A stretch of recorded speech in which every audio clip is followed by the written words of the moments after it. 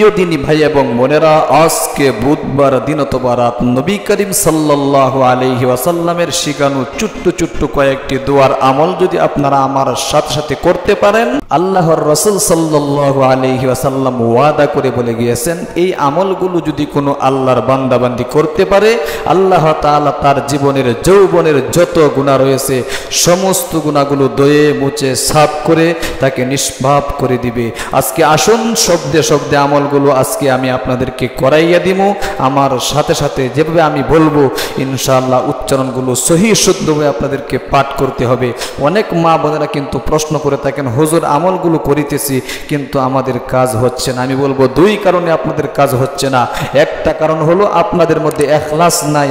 যে আমলটা আপনি করবেন চক্ষুগুলো বন্ধ করে ইখলাসের সাথে আপনাকে আমলগুলো করতে হবে। মনে মনে এটা বলতে হবে, আল্লাহ আমি দুঃখ কষ্ট পেরেশানি দূর করার জন্য আমলগুলো করিতেছি, ঋণ পরিশোধ হচ্ছে না এই জন্য আমলটা করিতেছি, আমার জীবনের যৌবনের যত গুনাহ রয়েছে মাপ হচ্ছে না এই জন্য আমি আমলগুলো করিতেছি। এটা মনের মধ্যে রেখে আপনাকে আমলগুলো করতে হবে, এক নম্বর।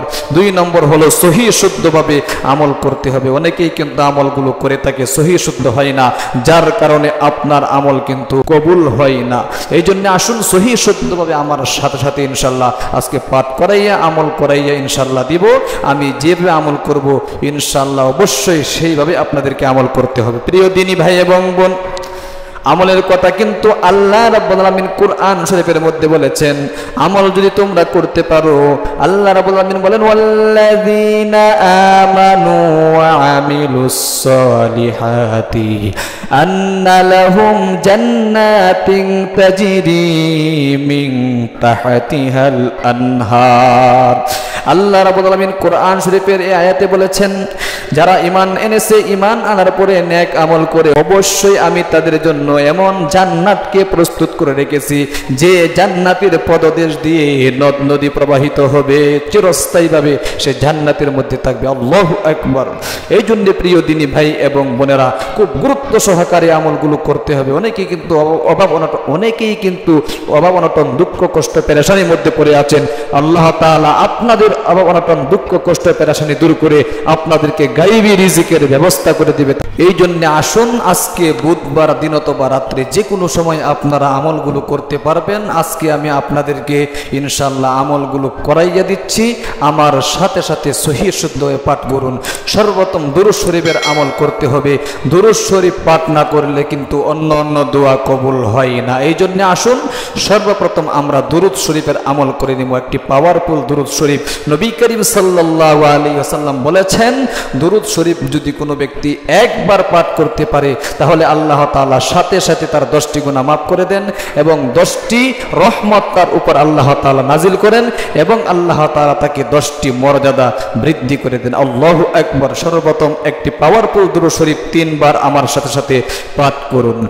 আল্লাহুম্মা সাল্লি আলা মুহাম্মাদিন, বলেন, মুহাম্মাদিন আবদিকা ওয়া রাসূলিকা ওয়া সাল্লি আলাল মুমিনিনা ওয়াল মুমিনাত। আবার বলছি, আল্লাহুম্মা সাল্লি আলা মুহাম্মাদিন আবদিকা ওয়া রাসূলিকা, বলেন, ওয়া রাসূলিকা ওয়া সাল্লি আলাল মুমিনিনা ওয়াল মুমিনাতি ওয়াল মুসলিমিনা ওয়াল মুসলিমাত। আবার বলছি, আল্লাহুম্মা সাল্লি আলা মুহাম্মাদিন আবদিকা ওয়া রাসূলিকা ওয়া সাল্লি আলাল মুমিনিনা ওয়াল মুমিনাতি ওয়াল মুসলিমিনা ওয়াল মুসলিমাত। আল্লাহু আকবার। এই দুরূদ শরীফটা 3 বার আমল করবেন ইনশাআল্লাহ। সকাল সন্ধ্যা যদি আমলগুলো কিছুদিন করতে পারেন, আল্লাহ তাআলা আপনাদের পরিবারের মধ্যে শান্তি দান করবে। দুরূদ শরীফের মাধ্যমে কিন্তু শান্তি আল্লাহ তাআলার পক্ষ থেকে আসতে থাকে। এরপরে আসুন জীবনের যৌবনের সমস্ত গুনাহগুলো ধুয়ে মুছে সাফ করার জন্য নবী করিম সাল্লাল্লাহু আলাইহি ওয়াসাল্লামকে একটি দোয়া আল্লাহ তাআলা কুরআনুল কারীম থেকে শিক্ষা দিয়ে গিয়েছেন, যে দোয়াটা করেছিলেন হযরত আদম আলাইহিস সালাতু ওয়াস সালাম। হযরত আদম আলাইহিস সালাতু ওয়াস সালাম এই দোয়াটা করেছিলেন। এই দোয়াটা করার কারণে আদম আলাইহিস সালাতু ওয়াস সালামকে আল্লাহ তাআলা মাফ করে দিয়েছিলেন এবং আদম এবং হাওয়ার মধ্যে দীর্ঘদিন বিচ্ছিন্নতা হওয়ার পরে একত্রিত হওয়ার ব্যবস্থা করে দিয়েছিলেন। তাহলে আমার সাথে সাথে ওই দোয়াটা 3 বার পাঠ করুন। রব্বানা বলেন, রব্বানা যালামনা আনফুসানা ওয়া ইল্লাম তাগফির লানা ওয়া তারহামনা লানাকুনান্না মিনাল খাসিরিন। আবার বলেন, রব্বানা যালামনা আনফুসানা ওয়া ইল্লাম তাগফির লানা ওয়া তারহামনা লানাকুনান্না মিনাল খাসিরিন। রব্বানা যালামনা আনফুসানা ওয়া ইল্লাম তাগফির লানা ওয়া তারহামনা লানাকুনান্না মিনাল খাসিরিন। দোয়াটার অর্থ হলো চমৎকার, অর্থ হলো আল্লাহ আমার নফসের উপর অনেক জুলুম করে পেরেছি, আল্লাহ তুমি আমাকে যদি ক্ষমা না করো, দয়া না করো, অবশ্যই আমি কিন্তু ক্ষতিগ্রস্তদের অন্তর্ভুক্ত হয়ে যাব। এই দোয়াটা 3 বার পাঠ করবেন। এরপরে আসুন, নবী করিম সাল্লাল্লাহু আলাইহি ওয়াসাল্লাম আমাদেরকে একটি দোয়া শিখিয়ে গিয়েছেন। সেই দোয়াটা হলো দুঃখ কষ্ট পেরেশানি দূর করার জন্য। সহিহ শুদ্ধভাবে আমার সাথে সাথে একবার পাঠ করুন। সকাল সন্ধ্যা কিন্তু আমলগুলো আপনাদেরকে করতে হবে। আমার সাথে সাথে একবার পাঠ করুন।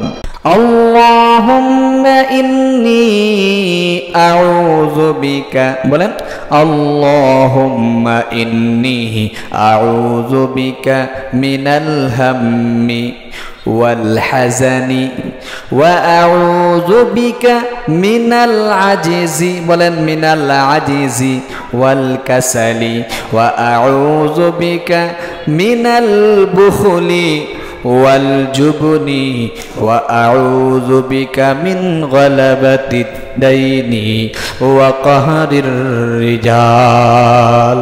পাওয়ারফুল দোয়া কিন্তু নবীজি শিক্ষা দিয়ে গিয়েছেন।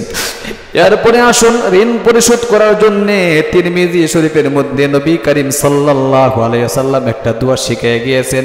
এই দোয়াটা আমার সাথে সাথে একবার পাঠ করুন। খবরদার, যখন আপনি দোয়াগুলো পাঠ করবেন মনের মধ্যে এটা রেখে আমল করতে হবে। আপনি মনে মনে বলবেন, আল্লাহ, অবমাননার মধ্যে পড়ে আছি, দুঃখ কষ্টের মধ্যে পড়ে আছি, ঋণ পরিশোধ হচ্ছে না, আমি তোমার নিকট দোয়া করিতেছি, তুমি আমাকে ঋণ পরিশোধ করার ব্যবস্থা করে দাও। তাহলে আমার সাথে সাথে চক্ষুগুলো বন্ধ করে পাঠ করুন।